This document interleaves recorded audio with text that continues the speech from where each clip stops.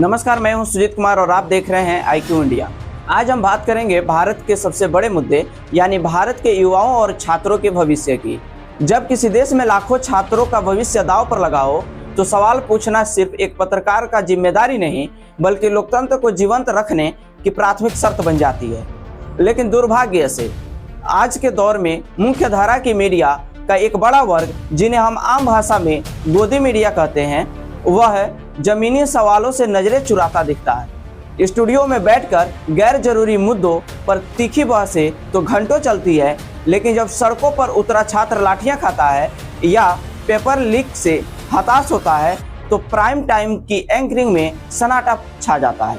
निष्पक्ष पत्रकारिता का धर्म है किसी भी सरकार का अंधभक्त होना नहीं, बल्कि सत्ता में बैठे लोगों से तीखे सवाल और जरूरी सवाल पूछना, चाहे सरकार किसी भी पार्टी का क्यों ना हो। अगर व्यवस्था में खामियां हैं तो उनकी जवाबदेही तय होना अनिवार्य है। पिछले दिनों जिस तरह से नीट परीक्षा में गड़बड़ियों के आरोप सामने आए, उसने पूरे देश के युवाओं के भरोसे पर गहरा झटका दिया। छात्र लगातार मांग करते रहे कि परीक्षा तंत्र पारदर्शी बनाया जाए और लापरवाही बरतने वाले अधिकारियों पर सख्त कार्रवाई हो। जब जन दबाव और छात्रों का विरोध प्रदर्शन अपनी चरम सीमा पर पहुंचा, तब जाकर प्रशासनिक जवाबदेही की पहली कड़ी दिखाई दी। नैतिक जिम्मेदारी लेते हुए तत्कालीन शिक्षा मंत्री धर्मेंद्र प्रधान ने अपने पद से इस्तीफा दे दिया। महीनों से उठ रही छात्रों की मांग के बाद हुआ यह फैसला यह साबित करता है कि लोकतंत्र में जब जनता और छात्र अपने आवाज को एकजुट होकर उठाते हैं तो सरकार को भी झुकना पड़ता है और अपनी विफलताओं को स्वीकार करनी पड़ती है। धर्मेंद्र प्रधान की इस्तीफा के बाद राष्ट्रपति भवन से आधिकारिक घोषणा हुई और कैबिनेट मंत्री प्रहलाद जोशी को नया शिक्षा मंत्री नियुक्त किया गया। पदभार संभालते ही प्रहलाद जोशी ने मंत्रालय के वरिष्ठ अधिकारियों के साथ पहली समीक्षा बैठक की और कुछ महत्वपूर्ण बातों का ऐलान किया।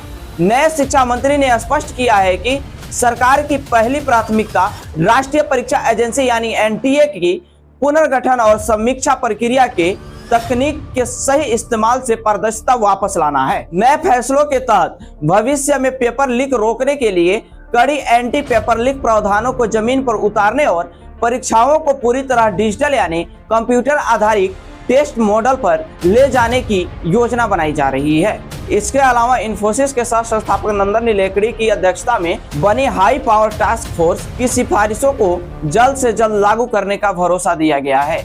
लेकिन सवाल यह है कि क्या सिर्फ मंत्रियों के बदलने और नए ऐलानों से समस्या का स्थायी समाधान हो जाएगा? छात्रों का कहना है कि उन्हें कागजी वादों और नए ऐलानों से ज्यादा जमीनी क्रियान्वयन की जरूरत है। परीक्षा फॉर्म भरने से लेकर नतीजे आने तक हर स्तर पर सुरक्षा और डेटा गोपनीयता सुनिश्चित होनी चाहिए। लोकतंत्र की असली ताकत इसी बात में है कि जनता अपनी सरकार से हिसाब मांगे और मीडिया बिना किसी डर या पक्षपात के उस आवाज को मंच दे। अगर मीडिया अपनी जिम्मेदारी को ईमानदारी से निभाए और गोदी मीडिया की छवि से बाहर निकलकर छात्रों और आम नागरिकों के मुद्दों को प्रमुखता दे तो सत्ता में बैठी किसी भी सरकार की तानाशाही या मनमानी पर अंकुश लगाया जा सकता है।